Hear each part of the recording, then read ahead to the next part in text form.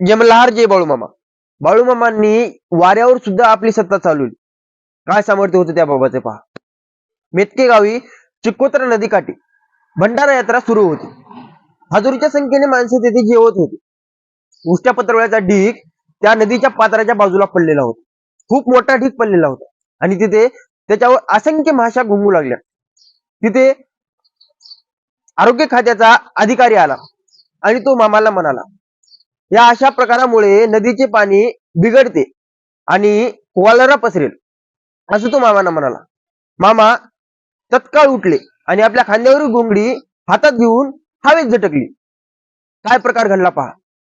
तिथे एक मोठी होटळ निर्माण झाली. मोठी होटळ उठली आणि तिने तो पत्रवळ्याचा ढीग अलगत उचलला आणि 2 किलोमीटर अंतरावर हमीदवाड्याच्या चक्रूबाईच्या डोंगरावर नेऊन सोडला. ही घटना पाहून त्या अधिकाऱ्याच्या डोक्यात काय चमत्कार पडला काय माहिती. त्याने मामांचे पाय धरले, मामांच्या पायावर आपलं मस्तक ठेवलं आणि तो चुकलं म्हणाला. मामा त्याला म्हणाले, आम्ही अन्नदान करावं म्हणतो, आम्ही लोकांना प्रसाद द्यावा म्हणतो, आम्ही लोकांचे कल्याण करावे म्हणतो. आणि तिथं ही मरई आई होती इथे होय,